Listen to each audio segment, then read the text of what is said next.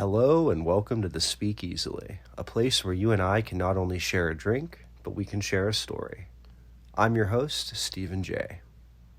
Over a year ago, I uploaded a video where I detailed the gruesome murder of a young man named Kevin Bacon. When I first learned about Kevin's murder, and I realized that it was not getting much media attention, I knew I had to create that video. I needed to share Kevin's story, and I needed to raise awareness about the situation. Although I have not uploaded since, the case has haunted me, and it's never been very far from my mind. Now that I'm making my return and going to be uploading videos more frequently, it only felt right for the first video released to be an update on where this case stands today. As before, please be warned. The subject matter we will be discussing is disturbing, and not for the faint of heart. If you feel in any way that this may be upsetting to you, please click off now. But without further ado, let's dive back in. Let me take you back to February 24th of 2020 and allow me to introduce you to Public Defender Doug Corwin Jr. Corwin was appointed as the defense counsel for alleged murderer Mark Latunski. If you recall from the last video, Latunski was attempting to plead insanity for all of the charges he was facing. It was on the 24th that Corwin revealed the psychiatric evaluation Latunski underwent revealed that he was unfit to stand trial. Corwin also announced that on Thursday, February 27th, a hearing would be held to make a formal ruling on the competency issue they were now facing. At the hearing, District Court Judge Ward Clarkson accepted the incompetency recommendation. Alleged murderer Mark Latunski was referred to the state psychiatric hospital for his treatment. This treatment would include counseling, medication, and assessments in an attempt to restore Latunski to competency. This process could take as little as 30 to 90 days, but Latunski had up to a maximum of 15 months to be deemed fit to stand trial. If a determination was unable to be made by the end of the 15-month period, then Latunski would be turned over to face civil commitment proceedings while continuing to receive psychiatric treatment. Corwin explained it, and I quote, "For lack of a better word, the case would be temporarily dismissed against him. For those unfamiliar, civil commitment is similar to an involuntary commitment to a psychiatric hospital where the person is detained and treated with or without their consent. It is important to note that at any point in his civil commitment, if he were deemed to be competent, he could still face charges for Kevin's murder because there is no statute of limitations on murder." Fast forward to mid-March, Latunski is still imprisoned at the Shiawassee County Jail, awaiting a bed at the state psychiatric hospital. Paul Latunski, Mark's brother, was granted a temporary conservatorship of Mark's assets by a judge.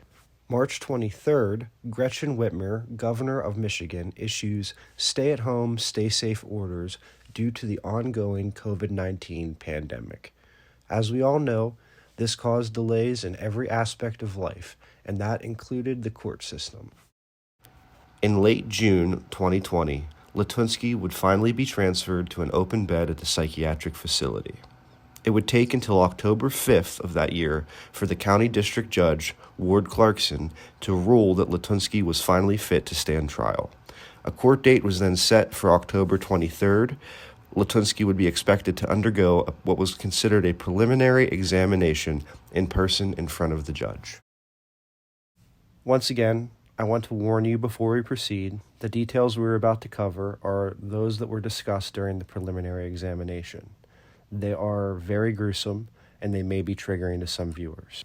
I also would like to give credit to two journalists, Bria Jones and Anne Perriott. I hope that I'm pronouncing that correctly.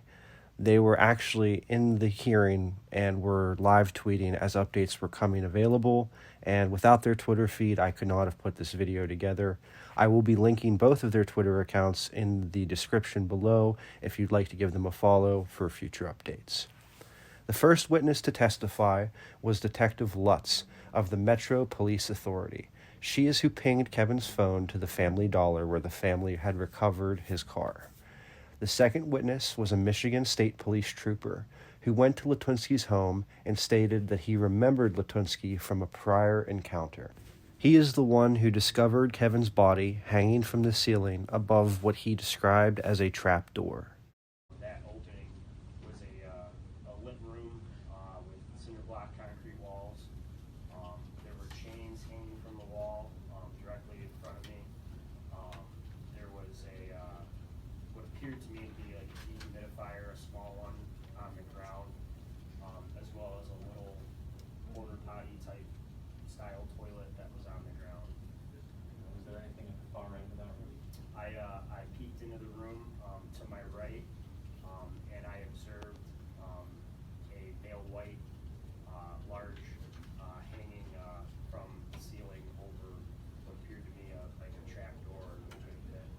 How did you respond to that? Looking through.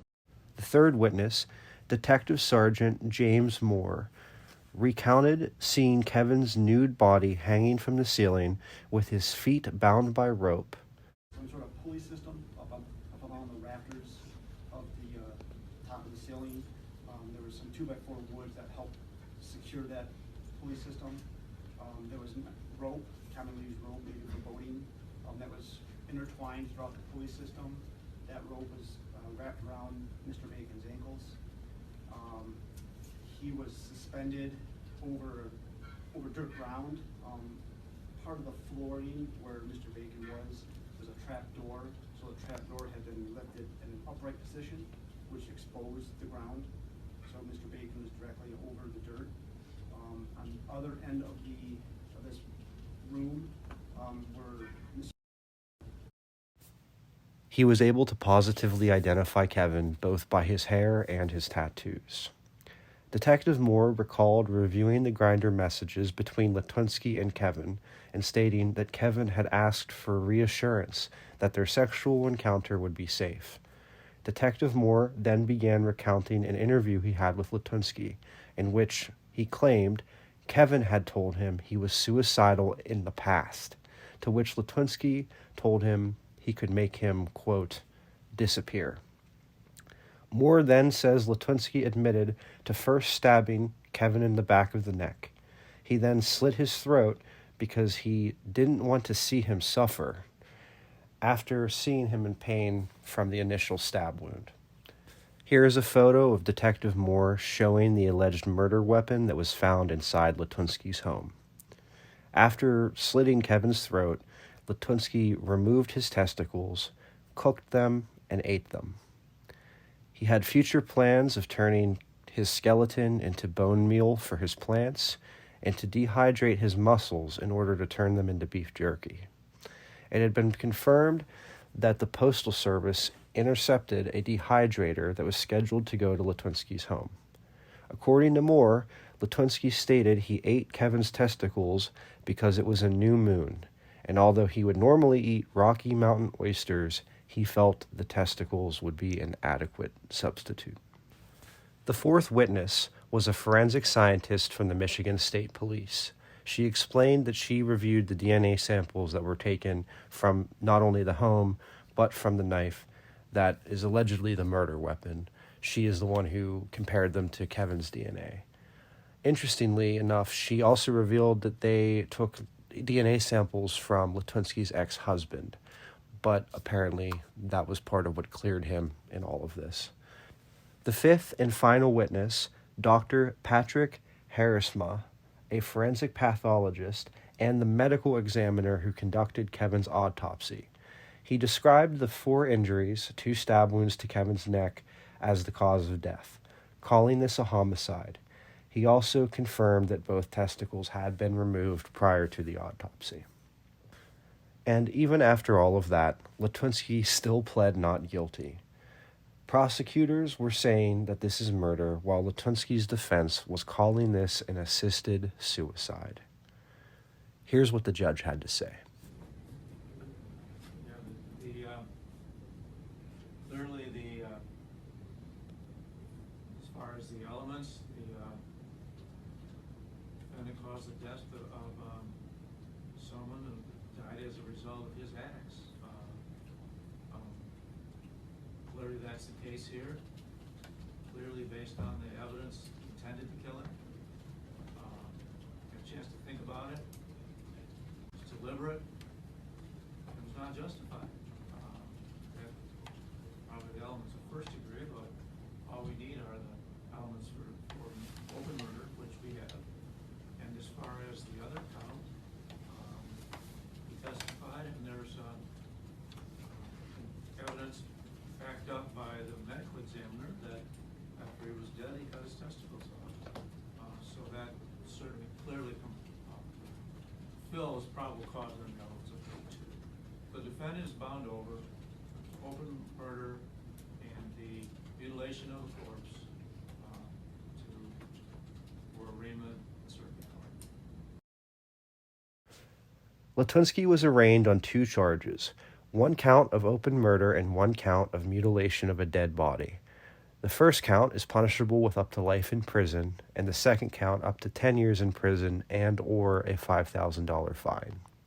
It was ruled Latunski would be held without bond. Pre-trial was set to begin October 30th. As of my current research, an actual trial date has yet to be set, but the time between a pre-trial and actual trial can range from 3 to 6 months. At the time of uploading this, we are about nearly at the 5-month mark. On Wednesday, December 23rd, 2020, Latunski's public defender, Corwin, went before the circuit court and made a motion for Latunski to enter another competency evaluation. This was troubling because if Corwin's new evaluation determines Latunski to be unfit, once again, it would mean another hearing would have to be held with the defense expert and the state's expert making their cases on ultimately which one the judge should pick in order to determine whether Latunski should stand trial. However, the following day, Judge Matthew J. Stewart denied this request. Corwin also stated how much the pandemic has impacted the timeline of this case due to the courthouse limitations and what have you regarding mitigation and social distancing. He believes the earliest possible trial to be in March, but at this point, I'm recording this at the end of March and we still have not had one. It could be more likely that it will be pushed back till April or May. Corwin is still angling that Latunski was insane at the time of the alleged murder, and he is trying to forego a jury trial and simply have Latunski hospitalized for psychiatric treatment. If you remember from the first video, Kevin's family and friends had painted a rock in his honor.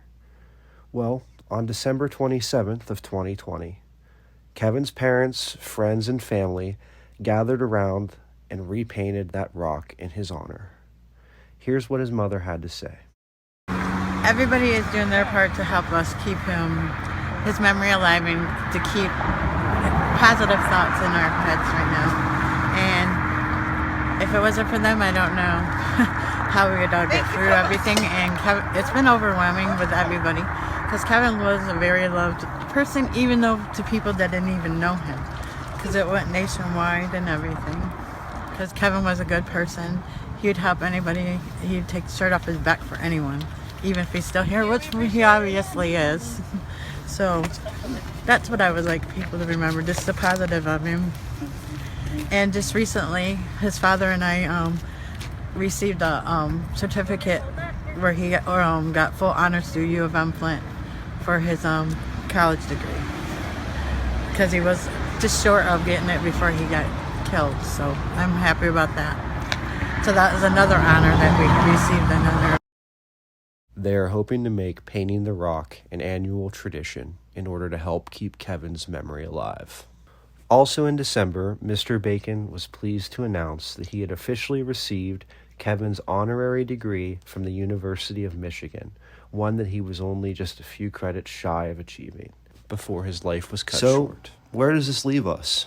To say justice for Kevin Bacon has been a long, drawn-out process would definitely be an understatement. But with these developments covered in today's video, it's safe to say that it's not out of sight, and I don't think we are without hope. Through covering this case, I have found myself in somewhat of a moral dilemma regarding insanity pleas. I believe mental health should be taken seriously, and I believe that it is somewhat of a crisis in our country.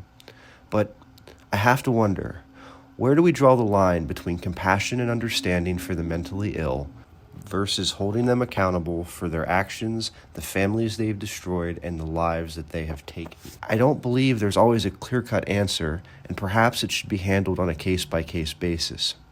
However, in this case of Kevin Bacon's murder, I think my stance is pretty clear. I will continue to follow this case and provide you with updates as it develops and until we get justice for Kevin. Before I leave you, I do want to touch on one issue regarding my last video that was brought up in the comments section. I made mention of Jeffree Star supporting the Bacon family both financially and by using his platform to speak out and raise awareness about the murder. After publishing that video, Jeffree Star's previous sexual misconduct and alleged wrongdoings were brought to my attention. I just want to go on record and say I do not support him or condone any of those actions. I will, however, be keeping the Jeffree Star section in the previous video because I don't believe in revisionist history, and reporting as many aspects of these stories as possible is always my priority, even if the subject that I'm discussing has me mention somebody of ill repute. I hope you can understand that. If there is a situation you'd like me to cover, please comment it down below or reach out to me through email or Instagram. If you enjoyed today's video, please leave a like and subscribe to be notified about future videos. Thank you to all 80 of my subscribers who have stuck around with me this long. I appreciate each and every one of you. And with that, my friends, this is your host and bartender, Stephen J., signing off, and as always, the next round's on me.